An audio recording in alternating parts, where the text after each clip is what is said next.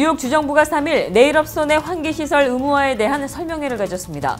이번 설명회가 주정부의 명분 만들기란 비난이 일고 있습니다. 집주에서 조깅을 하던 여성이 변사체로 발견됐습니다. 경찰은 이 여성이 강간을 당한 뒤 질식사한 것으로 보고 있습니다. 저소득층 주택 구입이 지금보다 수월해질 전망입니다. 오바마 행정부가 연방 주택국 융자 프로그램인 FHA 프로그램 발급 기준을 대폭 완화했습니다. 뉴욕시의 시티바이크 이용자들이 크게 늘고 있습니다. 시민들로부터 호응이 이어지자 뉴욕시는 맨해튼 업타운에도 시티바이크 정류장을 신설한다고 밝혔습니다. 2일 밤 9시경 퀸즈의 한 슈퍼마켓에서 화재가 발생했습니다. 이날 화재 진압을 위해 100여 명의 소방 인력이 투입됐고 불길은 5시간의 사투 끝에 잡혔습니다. 북한이 3일 노동미사일로 추정되는 탄도미사일 2발을 발사한 데 대해 유엔 안전보장이사회가 3일 긴급회의를 소집했습니다. 시청자 여러분 안녕하십니까? 8월 3일 KBTV 뉴스투데이를 시작합니다. 뉴욕 주정부가 3일 내일업선의 환기시설 의무화에 대한 설명회를 가졌습니다. 자리한 내일업주들은 무엇보다 환경평가 절차까지 무시된 채 급히 진행된 이번 행정명령 배경에 대해 따져 물었지만 관계자들은 묵묵부답이었습니다. 당장 테이블당 환기시설 비용이 500에서 1,500달러까지 들어간다고 합니다. 최명욱 기자가 보도합니다. 내일업계에 불어닥친 정부의 강제 행정명령 집행 이후 한인들의 반발이 거세지자 주정부가 황급히 긴급 세미나를 개최하였습니다.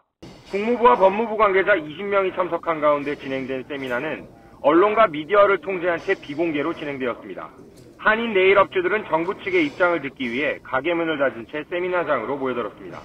So we can take that information, look at it, analyze it, and then if we need to make any changes or look at any further information, we can consider that.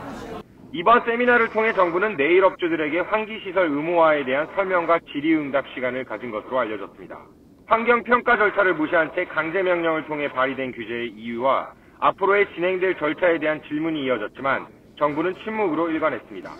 회의 중간에 고성이 오가는 등 한인업주들의 거센 항의와 반발이 이어졌습니다. 주지사님의 행정명령으로 벤틸레이션 시스템을 강제 환풍 정화 시스템을 10월 3일부터 시행을 하게 됐기 때문에 저희들이 상당한 피해가 예상이 됩니다. 한편 새로운 규제에 따른 경제적 피해도 클 것으로 예상됩니다. 환기시설 설치 비용은 각 테이블마다 500달러에서 1,500달러로 총 비용은 5만 달러가 예상된다고 밝혔습니다. 8월 8일 시위가 예정된 가운데 마련된 이번 세미나는 아무런 대책 없는 명분 만들기 성격이 짙어 보입니다. 결국 새로운 규제에 대한 책임은 한인업주들에게 떠넘겨졌습니다. KBTV 최명욱입니다. 집주에서 조깅을 하던 여성이 변사체로 발견됐습니다. 경찰은 이 여성이 강간을 당한 뒤 질식사한 것으로 보고 있습니다. 김예은 기자입니다. 2일 밤 11시 퀸즈 하월드 비치의 자전거도로 인근 습지대에서 한 여성의 변사체가 발견돼 경찰이 수사에 나섰습니다. 이 여성은 이날 오후 5시 조깅을 나섰던 30세 여성 카리나 베트라노로 밝혀졌습니다. 사건 당일 그녀는 매일 조깅을 하던 게이트웨이 내셔널파크로 나섰다 밤 11시경 그녀의 집에서 14블락 떨어진 습지대에서 싸늘한 주검으로 발견됐습니다. 그녀가 조깅을 나선 뒤 2시간이 넘게 돌아오지 않자 가족들은 실종 신고를 한 상태였습니다. 경찰은 그녀가 강간당한 뒤 질식사한 것으로 보인다고 전했습니다. KBTV 김예은입니다. 저소득층 주택 구입이 지금보다 수월해질 전망입니다. 오바마 행정부가 연방 주택국 융자 프로그램인 FHA 융자 프로그램 발급 기준을 대폭 완화했기 때문입니다. 최명욱 기자가 보도합니다. 지난달 버락 오바마 대통령이 연방주택공사에서 발행하는 융자 프로그램 규정 완화 법안에 서명하게 되면서 저소득층의 주택 구입이 한층 쉬워지게 됐습니다. 일반 주택 융자 프로그램으로 주택을 구입할 수 없는 저소득층과 젊은 층에게 은행의 문턱을 낮춘 겁니다. 지난달 29일 발효된 새로운 법안은 기존의 까다롭고 복잡한 융자 규정과 승인 절차를 완화시켰습니다. 주택 구입가의 3.5% 다운 페이먼트와 낮은 크레딧으로도 주택을 소유할 수 있게 되었습니다. 콘도와 타운하우스 단지들도 2년마다 연방주택공사 승인 여부를 갱신할 때 발생하는 비용 문제도 개선됩니다. 이 법을 전폭 지지해온 부동산 업계 관계자들은 젊은 층 10명 중 4명이 주택연방공사 융자를 활용해 집을 사고 있기 때문에 앞으로 콘도 구입이 더욱 활발해질 것으로 전망했습니다. KBTV 최명욱입니다. 뉴욕시의 시티바이크 이용자들이 크게 늘고 있습니다. 시민들로부터 호응이 이어지자 뉴욕시는 맨해튼 업타운에도 시티바이크 정류장을 신설한다고 밝혔습니다. 김예은 기자가 보도합니다. 뉴욕의 명물로 자리 잡아가고 있는 시티바이크가 확대 제공됩니다. 시티바이크 정류장이 맨해튼 업타운에도 설치됩니다. 이는 특히 85가 북쪽 위로는 처음 들어서는 것입니다. 이에 따라 뉴욕 맨해튼 업타운 시민들도 인근에 새롭게 들어서는 시티바이크 정류장을 통해 시티바이크를 이용할 수 있게 됐습니다. 현재까지 이스트 88가와 웨스트 87가에 새로운 시티바이크 정류장이 오픈했습니다. 또 몇 주 후에는 28개의 정류장이 추가로 어퍼 이스트 사이드와 어퍼 웨스트에 오픈할 예정입니다. 뉴욕시는 3일 브루클린에 추가될 정류장을 포함해 총 140개의 시티바이크 전용 정류장을 새롭게 오픈할 계획이라고 밝혔습니다. 뉴욕시는 2016년 말까지 600여 개의 시티바이크 정류장에서 10,000대의 자전거를 뉴욕 시민들에게 제공할 방침입니다. 시티바이크는 2013년 자전거 6,000대로 시작해 이용객이 해마다 급증하고 있습니다. KBTV 김예은입니다. 2일 밤 9시경 퀸즈 한 슈퍼마켓에서 화재가 발생했습니다. 이날 화재 진압을 위해 100여 명의 소방 인력들이 투입이 됐고 불길은 5시간의 사투 끝에 잡혔습니다. 이번 화재로 진압에 나섰던 4명의 소방관들이 상해를 입었으나 다행히 경미한 부상으로 알려졌습니다. 한편 이날 화재가 일어난 퀸즈 와일스톤 150가와 윌레스 포인트 블루버드는 한동안 통행이 폐쇄됐습니다. 소방당국은 현재 정확한 화재 원인을 조사 중에 있습니다. 북한이 3일 노동미사일로 추정이 되는 탄도미사일 2발을 발사한 데 대해 유엔 안전보장이사회가 3일 긴급회의를 소집했습니다. 북한이 발사했던 미사일 가운데 이번 미사일은 처음으로 일본의 배타적 경제 수역에 낙하했습니다. 안보리 회의가 이처럼 신속히 소집된 것은 이를 위중한 도발로 받아들이고 있기 때문입니다. 반기문 유엔 사무총장은 북한의 이번 발사에 대해 지역 평화와 안정을 심각하게 손상시키는 것이라며 깊이 우려된다고 말했습니다. 또 북한이 국제사회의 일치된 요구에 따라 태도를 바꿔 진지한 대화의 과정으로 복귀하라는 요구를 우리는 재확인한다고 말했습니다. 한국과 미국 정부에 따르면 북한은 한국 시간 3일 오전 7시 50분께 황해남도 은율군 일대에서 동해상으로 노동미사일로 추정되는 탄도미사일을 발사했습니다. 발사된 2발 가운데 한 발은 폭발하고 다른 한 발은 북한을 넘어 일본의 배타적 경제 수역인 동해상에 낙하한 것으로 탐지됐습니다. 미국이 북한의 탄도미사일 위협 등에 대비해 미 공군의 주력 기종인 F-16 전투기 12대를 한국의 오산 공군기지에 배치했습니다. 미군 태평양 사령부 예하 태평양 공군사령부는 2일 성명을 통해 F-16기 전투기 12대와 운용병력 300여 명의 오산기지 배치를 완료했다고 밝혔습니다.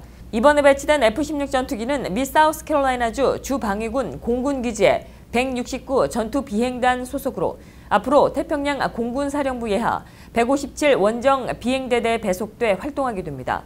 이들은 모의 타격 훈련을 통해 북한의 도발에 대한 대응 태세를 점검하고 억지 능력을 강화하는 데 주력할 것으로 알려졌습니다. 공화당의 대선 후보인 도널드 트럼프가 잇따른 막말로 당 안팎의 비난을 받고 있는 가운데 공화당의 인사들이 차라리 힐러리 클린턴 민주당 후보를 찍겠다며 줄줄이 트럼프에게 등을 돌리고 있습니다. 트럼프에게 등을 돌린 인사 중에는 공화당의 돈줄인 거물급 후원자도 포함돼 있어 가뜩이나 선거자금 모금액이 클린턴에게 크게 뒤지고 있는 트럼프 캠프가 사면 초가에 빠졌습니다. 공화당의 대표 큰손 후원자인 매그 슈트먼 슈거라커트 최고 경영자는 2일 성명을 통해 트럼프의 선동 정치는 미국 국민성의 뼈대를 훼손하고 있다며 미국은 힐러리 클린턴 전 국무장관이 제시했던 안정적이고 미래지향적인 리더십이 필요하다고 클린턴 지지를 공식적으로 표명했습니다. 중동의 최대 항공사인 에미레이츠 항공 소속 인도발 여객기 한 대가 현지 시간 3일 오후 12시 45분께 두바이 국제공항 활주로에 동체에 착륙했습니다. 두바이 정부 공보국은 에미레이츠 항공이 착륙 사고가 났다고 확인했다며 모든 승객과 승무원이 안전하게 빠져나갔고 아직 인명피해는 보고되지 않았다고 밝혔습니다. 이 여객기엔 승객과 승무원 282명과 승무원 18명 등 모두 300여 명이 탑승했다고 항공사 측이 밝혔습니다. 미국의 기업가들이 상속세를 내지 않고 자녀에게 기업을 대물림하는 게 힘들어질 전망입니다. 미 재무부와 국세청은 기업인이 기업 상속을 할 때 세금을 내지 않거나 적게 내도록 허용해온 허점을 보완해 2일 발표했습니다. 지금은 상속 지분의 가치를 낮게 평가하도록 허용하고 있지만 앞으로는 저평가를 인정하지 않겠다는 것이 핵심입니다. 미 연방정부는 상속 재산의 가치가 545만 달러를 넘는 경우에 상속세를 매기고 있습니다. 부유한 계층이 대부분인 상속세 부과 대상들은 세금을 내지 않기 위해 가장 일반적으로 기업 소유자가 가진 주식의 가치를 낮게 평가하고 있습니다.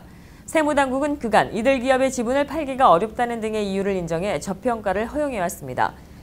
뉴저지주 웨스트 오렌지에 거주하고 있는 제프리 머덜이 포켓몬고 회사를 상대로 공적 불법 방해와 사유 재산지 침해를 이유를 들어 고소했습니다.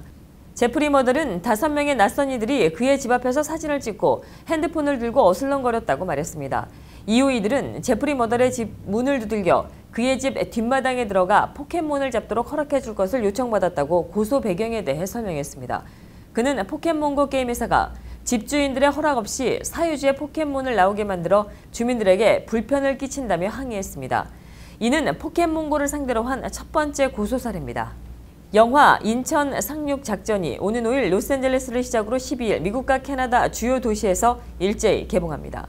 이 영화의 북미 배급을 맡은 CJ 엔터테인먼트 아메리카는 영화 인천 상륙 작전의 개봉관 수는 역대 북미 지역에서 가장 많은 130여 개에 이른다고 밝혔습니다. 미국에서 흥행 수익 260만 달러를 거둬들인 북미 최고 흥행 한국의 영화인 명량이 45개 스크린, 국제시장이 55개였던 것과 비교해보면 3배에 육박하는 수치입니다. 이어서 미국 사회와 해외 단신 소식 전해드립니다.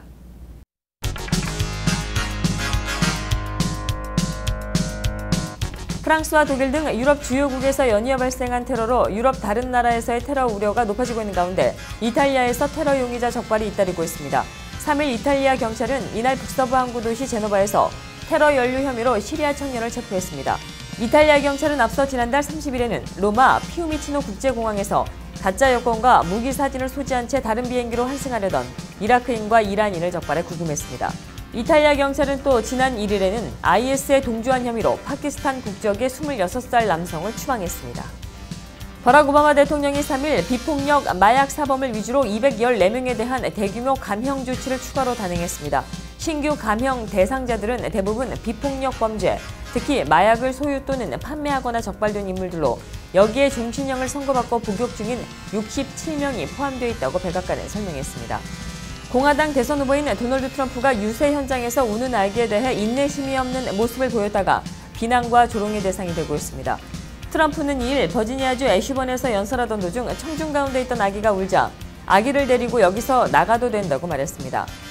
미 언론들은 트럼프 유세 현장에서 침묵 시위를 벌이고 있던 반대 시위대가 쫓겨나고 트럼프가 일부 언론의 유세 취재를 금지한 것을 지적하며 트럼프 유세장에서 환영받지 못하는 사람이 또 늘었다. 바로 우는 아기라고 꼬집었습니다. 직원이 규제 당국의 비밀 정보를 빼내 활용한 혐의로 골드만삭스가 3,630만 달러의 벌금을 내기도 했습니다. 미 연방준비제도는 3일 비밀 감독 정보를 공개하고 활용한 책임을 물어 골드만삭스에 벌금을 부과했다고 미국의 언론들이 보도했습니다. 이번 벌금은 골드만삭스 투자 업무 관리이사였던 조지프 피에트로가 매출 확대를 위해 2012년 2월부터 2014년 10월까지 연준의 비밀 정보를 빼내 기존의 고객 또는 잠재 고객들에게 알려준 것과 관련됐습니다. 정부가 아닌 민간 기업에 대한 최초의 달 탐사 시대가 2017년도에 열립니다. 미 연방항공청은 미국의 플로리다주 케이프 커네버럴에 기반을 둔 스타트업 문 익스프레스의 달 탐사를 승인했다고 발표했습니다. 민간 기업의 우주선으론 세계 최초로 지구 궤도를 벗어나 달을 탐사할 기회를 잡은 것입니다. 구글의 모 회사인 알파벳이 미국 본토에서 배달용 무인기인 드론 시험 비행을 허가받았습니다. 백악관은 2일 이 같은 사실을 밝히는 한편 미국의 과학재단이 향후 5년 동안 무인기 연구에 3,500만 달러를 투자할 것이라고 말했습니다.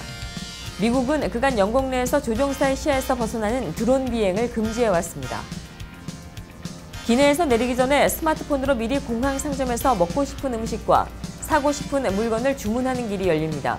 텍사스주 댈러스 포트워스 공항은 전자상거래 업체 그랩과 손을 잡고 비행기 환승 승객의 편의를 위한 모바일 페이 서비스를 도입할 예정입니다.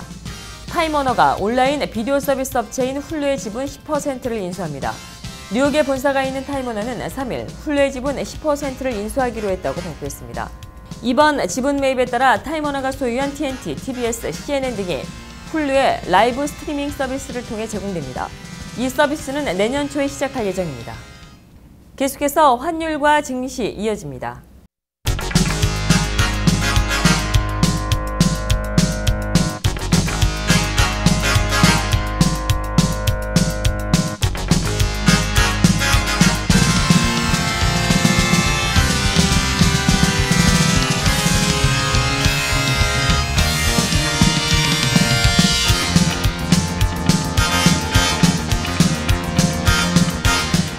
이어서 뉴욕과 뉴저지 지역의 날씨 전해드립니다.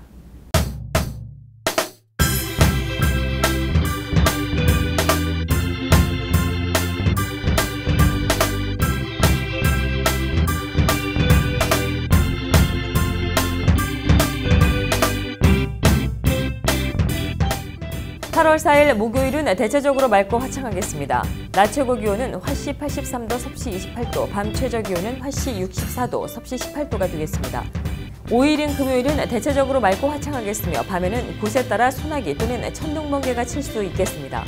낮 최고 기온은 화씨 82도, 섭씨 28도, 밤 최저 기온은 화씨 70도, 섭씨 21도가 되겠습니다.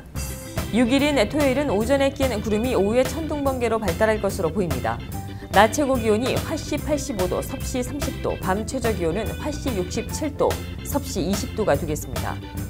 7일인 일요일은 대체적으로 맑고 화창하겠습니다. 낮 최고 기온은 화씨 85도, 섭씨 30도, 밤 최저 기온은 화씨 64도, 섭씨 18도가 되겠습니다. 이상으로 KBTV 뉴스투데이를 모두 마치겠습니다. KBTV 뉴스투데이는 다음 날 오전 9시에 재방송됩니다.